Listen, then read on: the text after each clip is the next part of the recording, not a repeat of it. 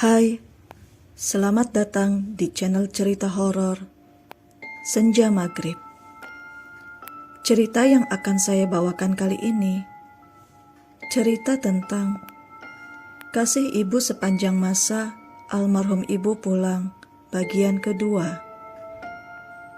Untuk selalu update cerita-cerita terbaru dari saya, jika berkenan, silahkan klik tombol subscribe, like, dan share cerita horor dari saya.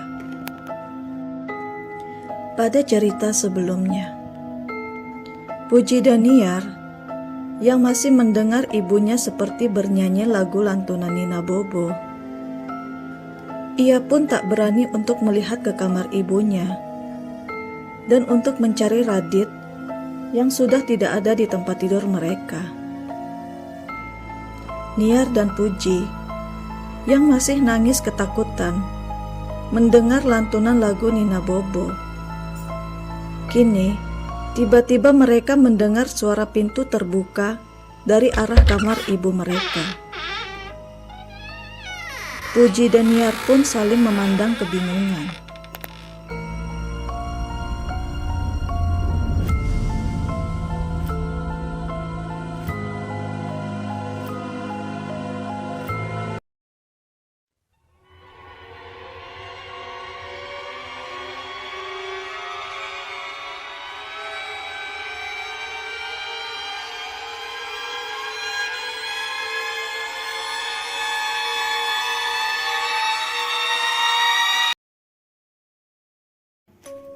"Kak, aku takut, Kak," isak Niar yang benar-benar ketakutan malam itu.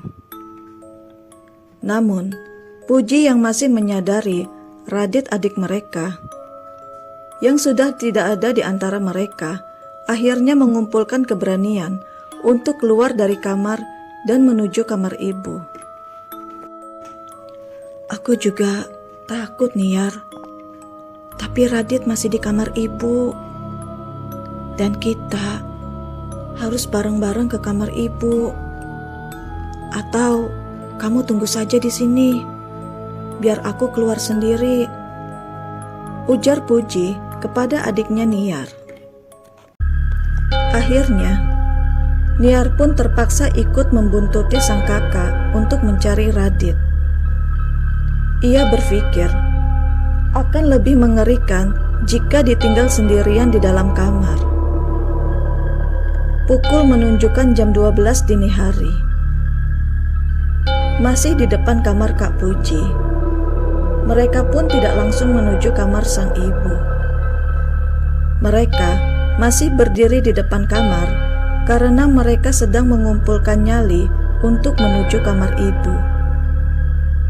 Seketika itu juga, aroma kembang melati dan aroma pandan menyeruak tercium ke seluruh ruangan tengah. Puji dan Niar pun akhirnya gemetar dan menangis. Tidak bisa menahan rasa ketakutannya malam itu.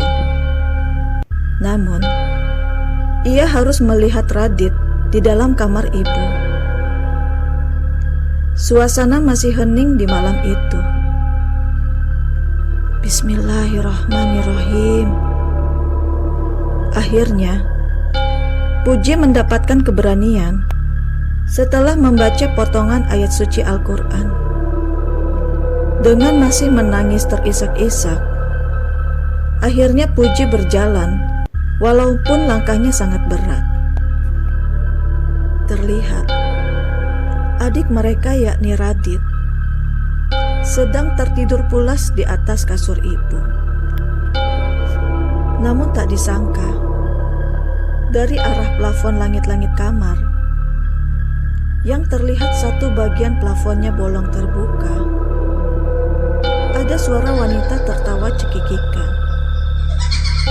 Tanpa melihat apapun, Puji yang langsung menggendong Radit dengan terburu-buru. Namun, waktu hendak keluar kamar, di depan pintu, Puji menoleh ke belakang melihat ke arah langit-langit kamar. Ada rambut panjang hitam menjuntai ke bawah yang keluar dari lubang langit-langit yang bolong. Dan dengan secepat kilat, rambut panjang hitam itu pun naik ke atas langit-langit kamar dan mengeluarkan kepulan asap tipis. Malam yang melelahkan bagi Puji dan Niyar. Semalaman, mereka berdua tidak dapat tidur. Mereka terjaga karena masih ketakutan dengan penampakan rambut panjang di atas plafon kamar ibunya. Namun, akhirnya mereka berdua pun merasakan kantuk yang sangat setelah mendengar azan subuh berkumandang. Pagi hari, Puji yang sedang membereskan persiapan sekolah melihat ke arah Niyar yang masih tertidur pulas. Puji yang hendak membangunkan adiknya itu untuk siap-siap berangkat sekolah, lalu mendekat dan merasakan badan Niyar yang demam tinggi. Puji pun sebelum berangkat ke sekolah, ia pergi ke rumah tetangganya, yakni Bude Is. "Bude, Assalamualaikum," ucap Puji dari depan rumah. Setelah menceritakan jika Niyar yang mengalami demam panas dan menitipkan adik-adiknya kepada Bude Is tetangga mereka. Akhirnya, Puji pun bergegas berangkat ke sekolah menggunakan sepeda mini milik ibunya yang ketika masih hidup untuk berjualan masakan matang dan berkeliling di komplek mereka. Dari sisi Bude Is yang sudah memasak bubur untuk sarapan Niyar. Dari rumahnya, Bude Is pun langsung bergegas ke rumah Niyar untuk menengok Niyar yang sedang sakit. Sedangkan adik mereka, yakni Radit, setelah sarapan Radit pun bersama cucunya Bude Is menonton TV bersama acara TV film kartun. Namun, ketika berjalan, Bude Is yang melewati kamar almarhum Mbak Lastri, ibunda dari Puji, Niyar, dan Radit, samar-samar Bude Is mendengar suara wanita menangis sedih di dalam kamar almarhum Mbak Lastri.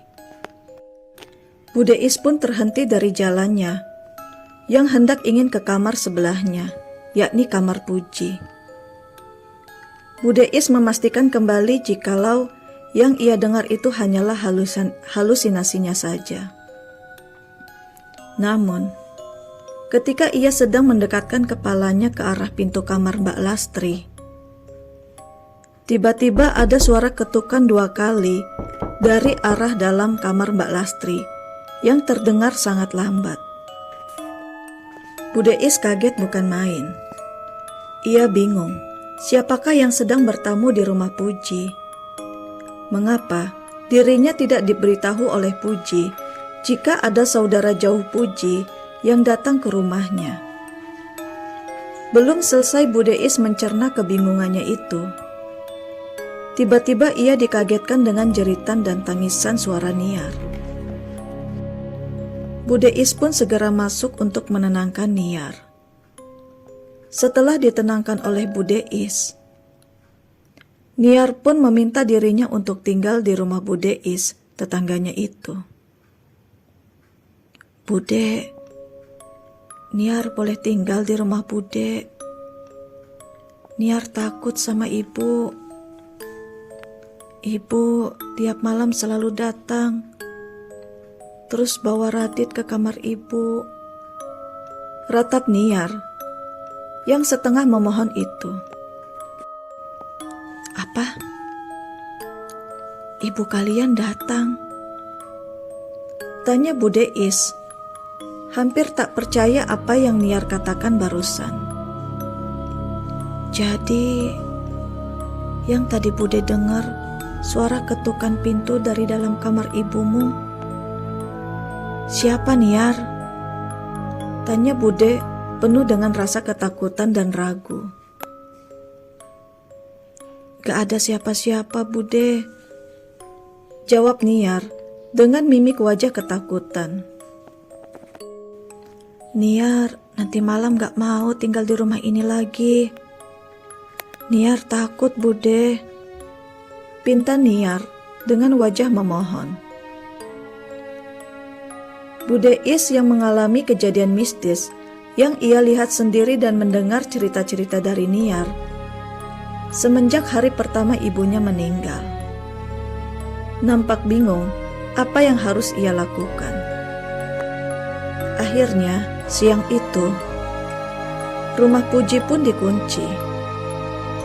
Niar dan adiknya Radit masih tinggal di rumah Bude Is yang tepat bersebelahan di samping kiri rumah Puji.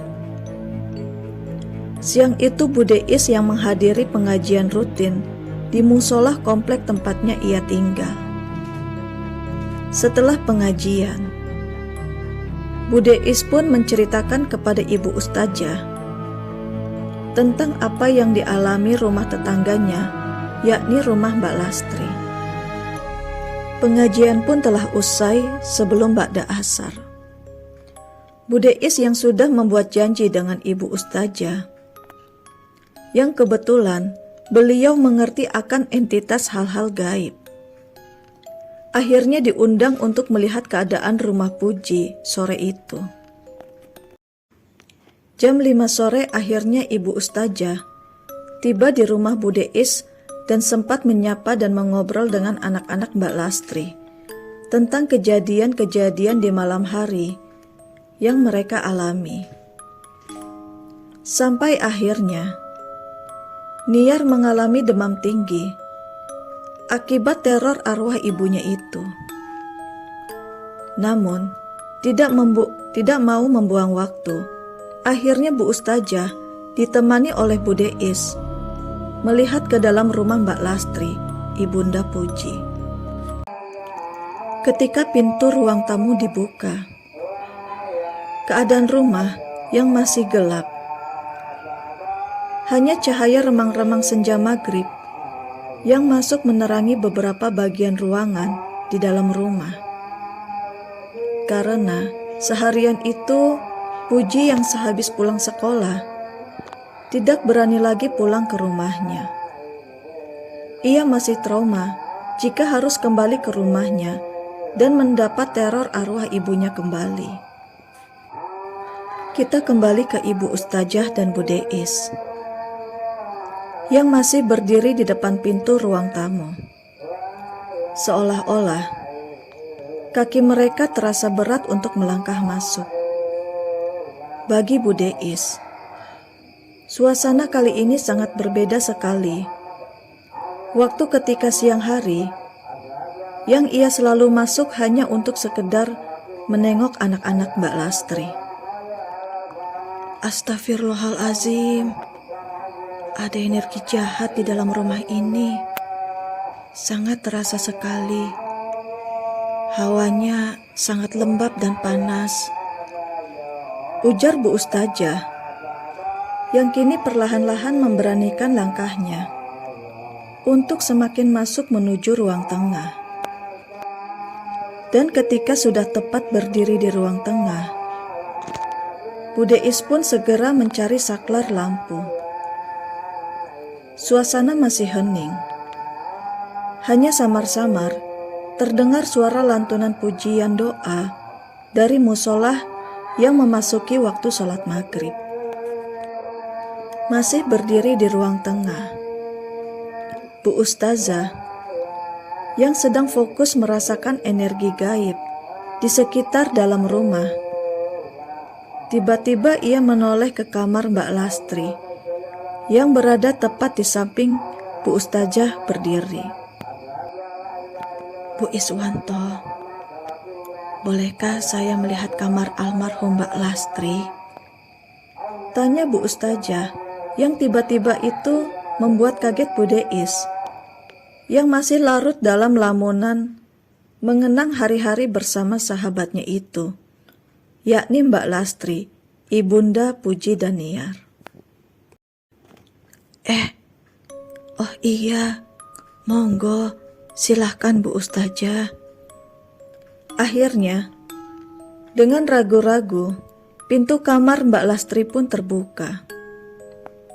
Nampak sebuah ruangan kamar yang kosong, dan udara yang pengap karena semenjak ibunya meninggal, Puji dan Niar tak pernah berani membuka pintu kamar ibunya, apalagi sampai memasukinya. Bu Ustazah, atau yang dikenal dengan panggilan Umi Farida, mengedarkan pandangannya ke seluruh ruangan kamar almarhum Mbak Lastri. Namun, sejenak ia terdiam dan memandangi tajam ke arah lubang plafon atas yang berlubang itu. Seketika itu juga, Umi Farida yang sedang membacakan ayat-ayat suci Al-Quran mendadak lari keluar kamar dan mencari kamar mandi, lalu ia pun muntah.